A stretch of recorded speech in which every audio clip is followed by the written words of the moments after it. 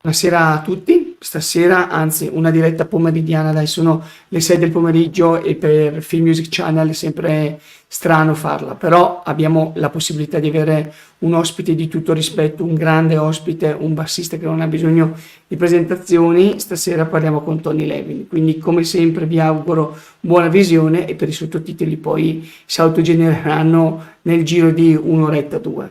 Buona visione. Tony, hi. Hi, thanks for having me on. No. Thank you for your availability and thank you for your kindness. First of all, I want to ask you two things. The most important thing. The first one, can you talk about your new album, because it is important. You have done so many solo albums, but now you have another one. Can you tell us about the background, the recording process? When did you think about another live album? Because I know that you're very busy on tour schedule with Peter Gabriel or another musicians. Yes, well, you're right. I'm very lucky to be busy, have a lot of touring to do. That's my favorite thing, to play concerts live. And in between, when I'm home, I write music like musicians do. And putting it together for an album took a long time because I'm not home very much. And this year, 2024, I decided to take the first few months of the year to finish that album and put it out. And it's coming out next week as we speak. It's called Bringing It Down to the Bass, because it's this one thing I know about is bass playing. And most of these pieces began with a bass sound or a bass technique or a bass riff. Not all of them, but most of them. And so it's simply the appropriate title. I'm releasing it on, CD and Blu-ray. There will be a vinyl later in the year and the streaming, of course. So I'm excited to have it. I think the main thing, I can't describe all the music in only a few minutes, but the main thing that's special about it is I brought in a lot of musicians. I did not use the same rhythm section for each track the way I usually do. Each composition I thought, well, who would be, in my dream, the drummer I would have on this, and then the guitar player. So I have a cast of very well-known and great players on it. And to me, that's the main feature of the album. It is very important for like a musician like you, because you are a session man, but the most important thing I think that is to write music when you have time.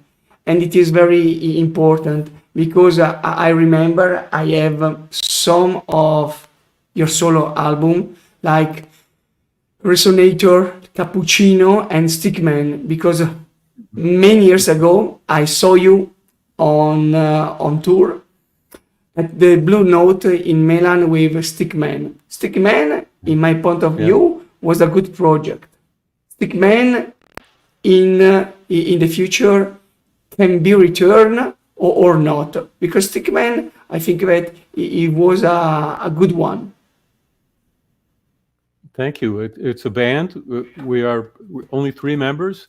Marcus Reuter plays touch guitar. I play the Chapman Stick, which is also a touch guitar. And Pat Mastelotto of King Crimson is our drummer, who plays both acoustic and electronic drums. We tour a lot. We were in Italy last year, and we will this year, for the rest of the year, I'm busy on a different tour. We'll talk about that tour. And next year we will come again to Europe, and we'll play Italy for sure, I think in March. So we're a band that's for many years now, I don't know, 15, maybe more than 15 years we've been touring. We love doing that. We have to arrange those tours around our other tours, like with King Crimson and Peter Gabriel, but we do that. And so we manage to tour somewhere every year, usually 2 tours a year. I just toured in the US with them in July, just a few months ago. And I think that your solo projects are very awesome. And now we can talk about the huge news for the King Crimson fans. You, Adrian Belew, Steve Vai, and Danny Carey, another my drum hero of Tool, you go on tour with Beat. Can you tell us about the story behind this new project? Because I know that you play sometimes on your solo concert the repertoire of the 80s, but now there is a band who talk about and play some of these tunes. Can you tell us about the origin of this idea with Adrian Belew? Yes. First of all, I'm going to address what is Adrian Belew is playing guitar and singing, of course, and Steve Yes. Vai is the guitar player. But when Italian, I spoke to Steve about his name, his last name, and he said Italians call him Steve Vai. Is that how you said it? Yes, It's funny they because his name is Italian. It's Vai. vai, So he and like go. yeah, I think. Yeah. So we were joking, Steve and I, about how in Italy they don't call him Vai, they call him, maybe they pronounce it Ve or something. Anyway, yes, Adrian Belew had this idea years ago to revisit the great music of King Crimson in the 80s, the 3 albums we did. And it took years because COVID came around and finding the right players and all that. I'm very lucky that he chose me to play the bass parts, and I was there the first time around. And we got Danny Carey of Tool, of the band Tool, to play drums, and Steve Vai to play the really heavy lifting, we call it in the US, the very difficult job of playing Robert Fripp's parts, pretty much playing Robert Fripp's parts, which are very difficult technically. And right now, as we speak, we're rehearsing every day, getting ready for this tour that starts soon. And it's a long tour, 65 shows, but all in the US and Canada. I'm very sorry we have no plans yet to come to Europe. I hope will happen. And Italy is my favorite place to tour by far. So I hope we get to come there with the Beat Tour. We're calling it Beat, the Beat Tour. Rehearsals are going well. It's still a little bit early. We still have 10 more days to rehearse. So I can say that we're right now, we're rehearsing all the material, and then we're going to decide which ones can fit in a show, or maybe change a little bit the set list from night to night. The players are great, and Steve and Danny did their homework, so they know the pieces really well, better than I do. I did practice and look at the music, but I'm finding it pretty difficult playing what I played in the 80s. I can do it, but it's taking a lot of practice. So that's the story of it. We're excited about it. There's a lot of excitement, and the fans are very exciting. The show, when we booked the shows, they sold out pretty quickly. So we then booked more shows and maybe moved to some larger venues in some cities. So it's a very successful tour in that way. And it's going to be as exciting for those of us in the band as it is for the fans who come to the shows. And Tony, in the set list that you said that the set list can be changed about the shows or the venues.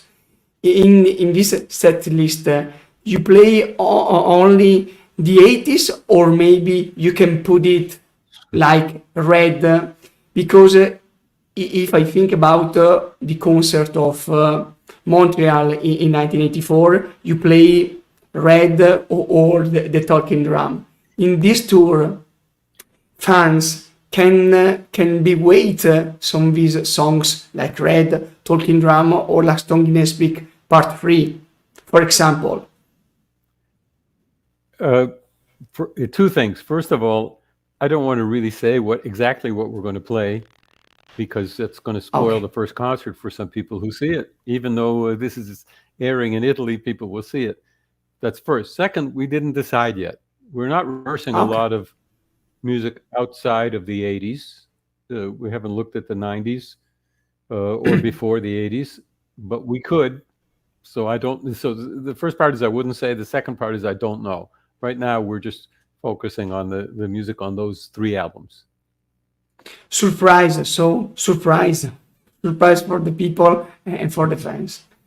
Well, also we have the option, with so many shows, we have the option after 20, 30 shows to rehearse and play some different piece. So it could change as the tour goes on. Sorry to interrupt. No, sorry. And I'll ask you another thing. Your career, I want to ask you this question. It is my curiosity. What is the first encounter with the music when you was a kid? There was a song or an artist that you said to you, I want to do the best player, the musician. That's a very good question. Thank you. First of all, my brother, Pete, is 3 years older than me. So when we were kids, we both played piano first. My parents said, you have to play piano. It's a way of being educated. And then he could buy records before I could buy them because I wasn't old enough. I didn't have enough money to buy. So the records Pete bought, I did listen to. When I was young, I was a fan of classical music. That's all I listened to. It's a long time ago, so there wasn't much rock anyway. But I listened to classical. But Pete liked jazz, and he bought records of the. This is in the 1950s. The style is called cool jazz. Very accessible short pieces, and the bass player on those records, all of them, was Oscar Pettiford, not the most famous bass player, but well known in jazz, and Yes. a great bass player. So yes, I grew up listening to classical and listening to Oscar Pettiford, and even though I didn't think, oh, I want to play jazz, I want to play like him, I didn't think that at all. I didn't want to play jazz, but now when I think back, I play rock a little bit the way I think Oscar Pettiford played the bass, or I try to, which is that he played only the right notes and the best notes in the best place with the best feel. That's the way I would interpret his playing. He didn't jump out in front and play solos, except once in a while when it seemed appropriate. So now if I think about my rock playing, I don't want to analyze it and tear it apart, but somewhat I'm trying to play the right notes, playing them at the right time, in the right feel. And when it's appropriate to step out in front, then I like to do that. It is a good argumentation about this. And later, your training in music, because I know that you play with Steve Gadd. Your career in music, your first very professional job was in the 70s, like jazz rock or fusion, not pure rock, because I think that you were in the 70s, you was in the orchestras, in the session time. So your first very important job, can you tell us about your first very important job? Yes, I'm trying to remember. First of all, I'm old, so it's a long time ago. Not easy to remember. No. But I was doing what we call gigs back when I was in high school, even before high school. I had a little band.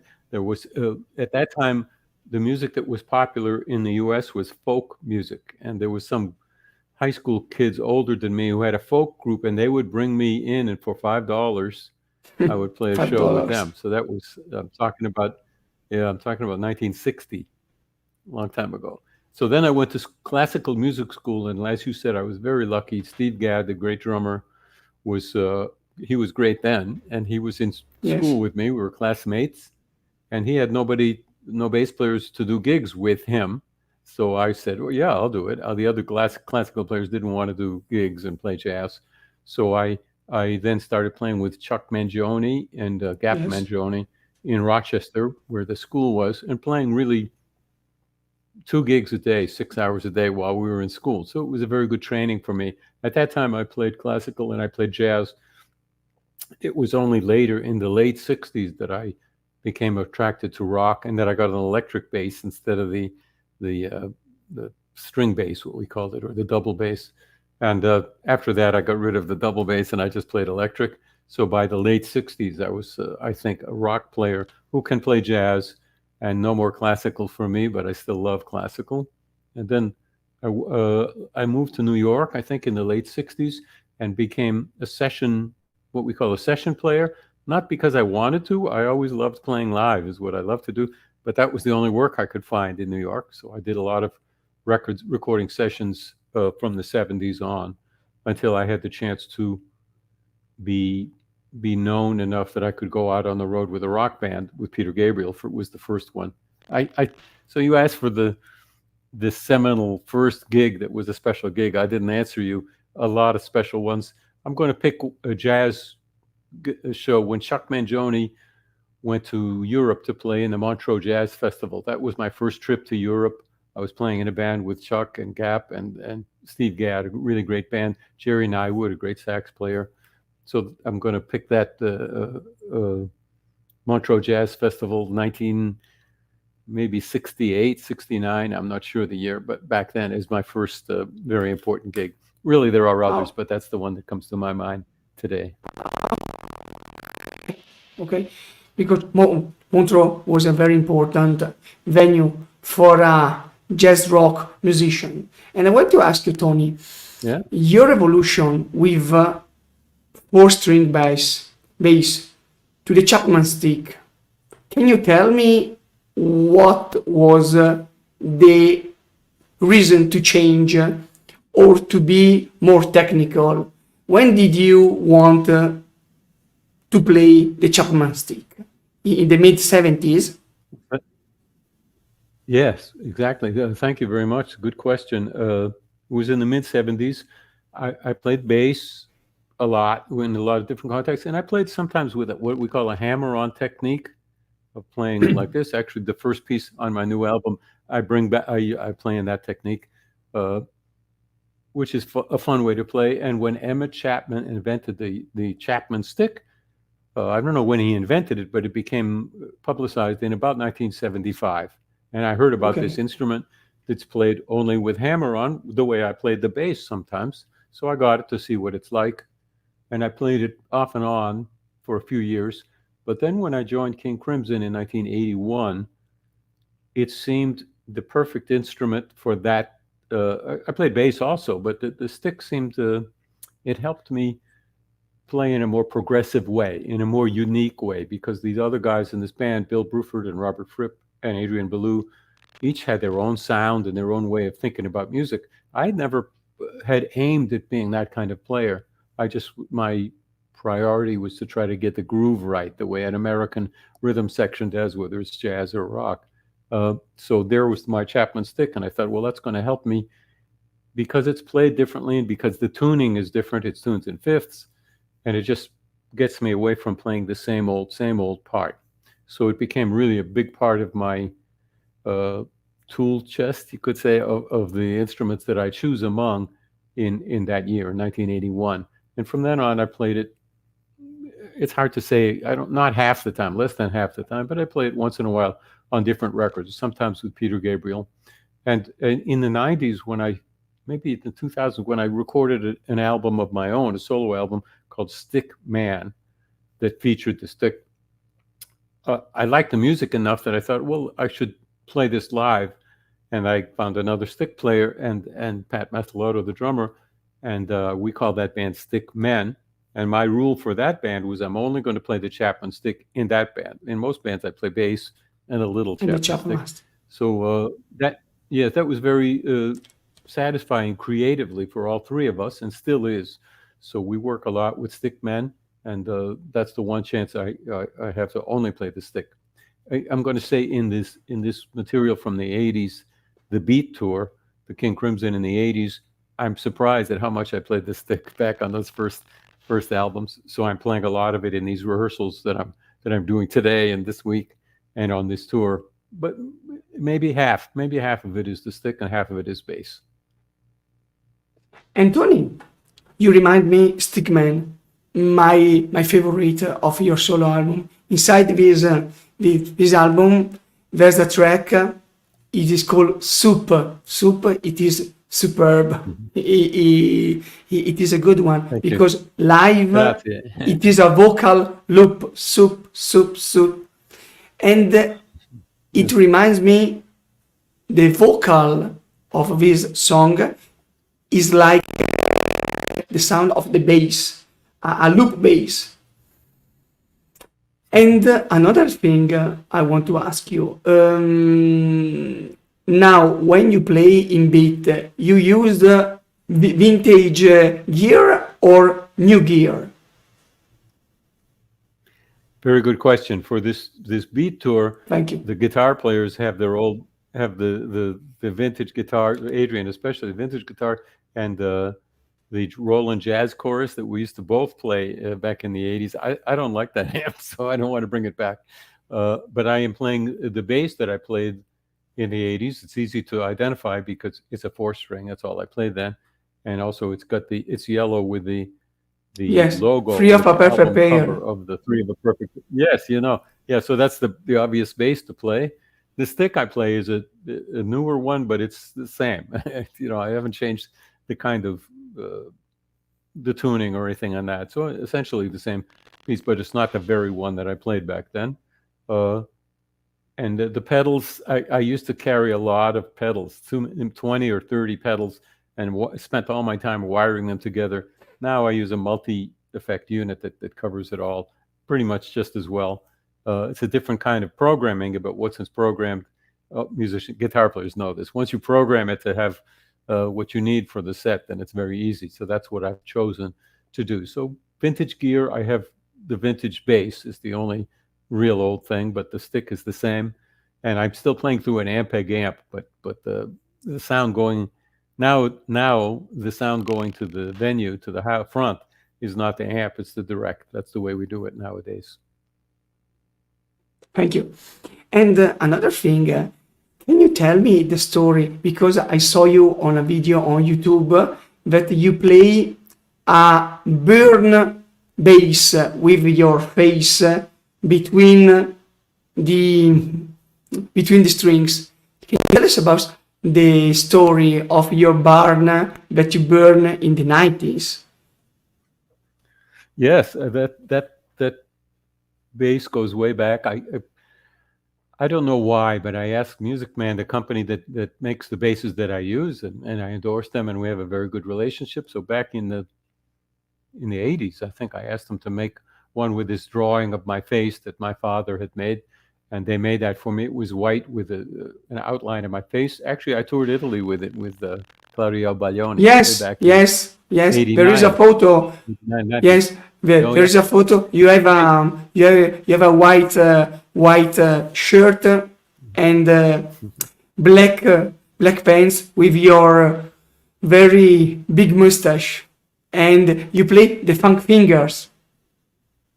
Okay, we'll talk about those. Anyway, in the mid-90s, I was on tour with King Crimson, and back at my home in Woodstock, New York, my barn burnt up. There was a bad fire, and I lost all the instruments, which was very sad. I still had the instruments that I had with me on the road, maybe 4 basses. So I came home and I found one in the burnt barn. I found one bass that kind of survived. It was that one with the face, but it was no longer white. It had turned kind of yellow, and it had turned amber in color, and it was burnt very badly. I sent it back to Music Man, and they were able to inject epoxy into it so it wouldn't fall apart because it was just charcoal. So it survived, and I still play that quite a bit. I played it on my new album. I don't take it on the tour, any tours, because if it were to fall down, it would break into pieces because inside the epoxy is just charcoal, a lot of it.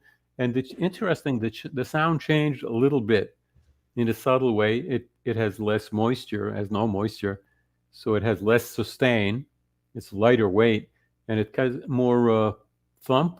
So for some kinds of pieces where I just want a rock bass sound that doesn't have sustain, that's the bass that I go to. So it's a very handy bass, and it's both a sad story that I lost so many instruments, and a kind of nice story that this instrument had a new life. Actually, I like to name my basses, and that was called face bass before, and now it's called toast bass because it looks like a piece of toast. Mostly. For me, it is a good one because I am not a bassist but a drummer. But when I saw you on YouTube with this bass, I said to me, "Wow!" For me, it is a signature for Mr. Levin. And I researched and I found out your story or about your burn barn. Yes, if I could say on my new album, I wanted to not only have my song, I think 14 tracks, but I asked the record label when I asked them to release, will you take this album? I said, I really want to include portraits of my basses. I'm a photographer also, Yes. and I envision to take really special, not just in a studio or something, but go out and find special places to take pictures of each of the basses. And so there's a booklet in the CD and will be in the LP with not only little stories like the one about that bass. And that bass I have, it happened, I took a long time ago when I first got it, I took a picture of myself in a gazebo. I don't know if you know what it is, gazebo, in an unusual place outdoors. So I took the same photo of in the same place of me now with the same bass, but it looks completely different. And so those two are next to each other. And I just wanted to mention that because that's one of the things that pleased me about making this album, that I was able to put in behind the scenes things about the instruments that you usually don't get to do in an album. And another instrument that you play and you played in the first album of Peter Gabriel was the bass tuba. Your another strange instrument. When you was a kid, you played, or later you learned to play, Tony? Yes, I played the tuba, we call it the tuba in the US, or sousaphone, interesting name. I played it equally with bass. I didn't study it, but I played it when I was young. The bass player was expected to play tuba. It was a normal thing. And that way I could play in the marching band in high school, which I liked. When I went to music school, I wanted to enroll to play both, and they wouldn't let me. They said only pick one, and clearly I was better at the upright bass, so I picked that. And then with Peter Gabriel, I started playing it again. The problem with my tuba playing is one thing: the mustache. If you play tuba with a mustache, the sound is terrible. The air comes out. So when I played it with Peter Gabriel in the beginning, I didn't have the mustache. Once I had the mustache, I had to choose the Yes. tuba or the mustache. So I put away the tuba and I don't play it anymore. So you choose your mustache. I did. And Tony, another instrument that you use so well is your voice. Your voice is so good. If you listen very carefully, Tela Hujenji, especially in the live, in the live set, you do some baritone sound. Tela Hujenji. It is very funny to see you and to hear your voice. Use your voice like a bass, don't you? Well, yes, thank you. I have mixed feelings about my voice because I've been singing background vocals my whole life, and I like doing that. I am okay at that. When it comes to my records and lead vocals, I am tempted to do a song, and once in a while I do, but usually I don't because I don't think I have the sound a lead voice should have. And by the way, on my album, there is a Barber Shop quartet on this new album. A barber shop, yes. Yes, Yeah. and secondly, I got an idea to do a song to write a song, vocal song, using only the names of drummers that I had worked with. But I've worked with a lot of drummers, so I Yes, spent the a whole lot. year of the lockdown year when I had no work in 2020. I spent that whole year writing ideas of different drummers' names, and I did multiple voices. It's really a chorus of men's voices, all me, and that's on the album for no reason. It's very different than the bass-oriented pieces, but it's a nice composition. I feel good about it, and in a way, it's a thank you, a tribute to the drummers that I've played with, who have a lot to do with why I play the bass the way I do, because we bass players learn a lot from drummers, especially good drummers. And hopefully it's mutual. So in a way, it was a song included to express my respect for the drummers, and it's a kind of a fun change of pace from the instrumentals that just have a male chorus singing names of drummers. So I want to mention that. And lately, if I sorry. do a song, what I would call a song, and I have some lyrics, usually I speak them or shout them rather than singing. I can sing, but that's the style I prefer if there's going to be a vocal on my album. And this thing of your barbershop vocals inside the extra tracks of a perfect pair, there is the King Crimson barbershop Yes. song. Well, the It is story of very good one because you can hear Fripp singing. Mr. Fripp, it is very difficult to see singing. And inside this song, because when it begins, you do the right note with the metronome, I think that, and it is a good song, like a British humor, I think that. Thank you. Well, I forgot about that piece. I wanted to. The story is that I wanted to, as a joke, I wanted to suggest to the band that we sing a barbershop quartet in the show. I knew we wouldn't, but so one night when we were recording in England, I stayed in the studio after the others went back to the hotel, and I recorded all four voices. I'm how does it start? I'm Tony. I'm Tony. I'm Baloo. Really joking, and I recorded them very fast, one after the other. I didn't do it carefully to be on a record. I just did it as a joke to show the guys the next day. And the next day, they came in and they heard it, and we all laughed, and we went on to other music. We didn't ever consider doing it. And then a year later or something, Robert decided to release that demo that I had done that night very quickly, to release that. And that's what you heard. So it's all my voice. And the band never sang that piece. It was my suggestion to sing it. And in a way, Robert was joking with me when he took this demo that was never intended to be on a record and put it out on a King Crimson record. And another thing, to your collaboration with Peter Gabriel, as you said before, the barbershop King Crimson, inside the first album, there was the same experiment of vocals, like the song Excuse Me, Excuse Me. Can you tell us about your first encounter with Peter Gabriel? When Yes. did you met Peter? This was summer of 1976, a long time Okay. ago, in Toronto. I remember it was in July, and my memory is not so great, but it was a very special day for me because I came up from New York to Toronto, and I met Peter Gabriel and I met Robert Fripp. I didn't know either of them, and the same day, so long ago, I met them both, and here I am still making music with them both so many years later. So that was the beginning of good, close friendships and an amazingly long musical experience with both of them, sometimes together, but separately in King Crimson and Peter Gabriel. So before that, I didn't know who Peter Gabriel was. I was not a fan of Genesis. I don't think I had even heard of Genesis. Hard to believe, but I hadn't. And that was 76 was when Peter left Genesis to begin his own solo career. And I didn't know King Crimson either. So I met these two guys, and I loved the music that Peter wrote for that first album. And even though I asked him to do a barbershop quartet in it, I still liked the way it was. And it was my fast introduction to progressive rock, yes, but Peter Gabriel's music was really unique. Then we went on tour together. Robert toured with Peter in that first tour. And then after that, I continued touring till today with Peter whenever he tours. I love touring with him.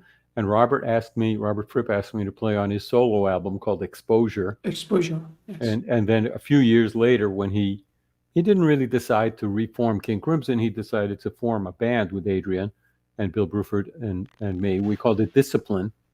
And then after recording the first album, he decided really it could be a new King Crimson, so he renamed it King Crimson. So that date in 1976 was very special to me, and it reminds me how we freelance musicians who just do whatever work we get called for. There's a lot of it helps to be a very good player, and we all try to be very good players, but there's a lot of luck involved. I mean, imagine. I can't imagine. What if I had been busy that July and I couldn't do that tour, that record? I didn't know how special it would be. And if I didn't do it, I wouldn't know Robert now. I wouldn't know Peter, and I wouldn't have done that great music all these years. So there's a lot of luck involved in my career, and I think in anybody's career who is a freelance player. Anthony, what is your favorite album of Peter Gabriel? What is your favorite? And I tell you, and later I tell you mine. Yes, you're going to get from me whatever the question is. What is my favorite? I'm not the kind of person who has favorites. So, Okay. B, I don't go back and listen to the album. I'm always very busy with Peter's new music or the Beat Tour music or King Crimson or my solo music because every day I'm involved in the music I'm doing. I never had the time. I would, but I don't have the time to go back and listen to stuff. So I have not listened to Peter Gabriel's albums, any of them, until we tour, until I need to hear it. Last year we toured with the I.O., the new I.O. album. And of course I needed to memorize that, and I did. But I don't go back. And if I did go back, I still wouldn't have favorites. I mentioned I'm lucky to play with a lot of great drummers, and many of whom are good, close friends of mine, but I don't have a favorite. For a certain song, I might have, okay, this guy would be great for that.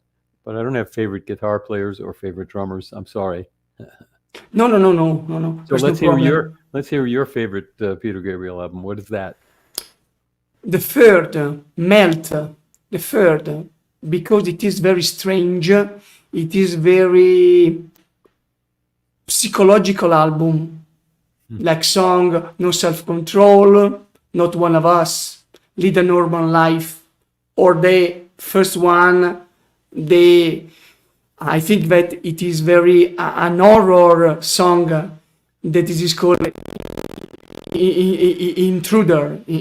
For me, it is very scary. It is very scary because dark. if you listen at night, it is like an horror movie, like a serial killer inside an house. And I don't want to spoil your time. I want to ask you the last question. The experience of recording with John Lennon. Can you recall? Have you memories about the latest album of John Lennon? Yes, there's not much to tell, but I've been asked quite a bit of time, and it was one group of recording sessions, maybe for 2 weeks, but they made 2 albums out of it. In the end, they made 2 albums out of it, and it was really special. The day I came in, I didn't know why I was called to play on the album, and I came into the studio, the New York studio, the Hit Factory, and John said, "Hi." Here was his words to me. He said, "They tell me you're good. Just don't play too many notes." Those were his words to me, and I smiled because I thought, first of all, I knew I wouldn't play too many notes, and I see how he would be afraid some fancy bass player is going to ruin his songs. But also, I was comfortable with that kind of New York attitude that he was living in New York then. He was very much a New Yorker, that in your face of just like, don't play too many notes. Nice to meet you. Let's go. So it made me smile hearing that. So we did the 2 weeks of sessions. There was going to be more. There was going to be a tour of the world. But it all got cut short, of course, with the tragedy. There really wasn't much. At the end of each day, we'd each go back to our apartments in New York. We didn't. I think at the end of the 2 weeks, John invited us for dinner at a restaurant. But aside from that, we didn't have time to socialize. It was just all done in a very short time. I'm sorry. There was the 2 weeks, and then a couple weeks later, they had me come in again for a weekend with the 2 of the players in Cheap Trick with Rick Nielsen and Bunny Carlos. And we redid some of these pieces in a more rock way. I don't know how you would describe double fantasy music, maybe is pop, or I don't know, contemporary pop, I don't know. But I'm not good at genres, by the way, at naming what things are. But I was thinking, oh yeah, these a little bit heavier, not super heavy, but a little heavier. That really works, and I was happy to be on that. And those tracks never were released. John must have, I wasn't told about it, but I'm guessing he heard them and he thought, okay, that style is good, but I'm going to go with the way we did the album already.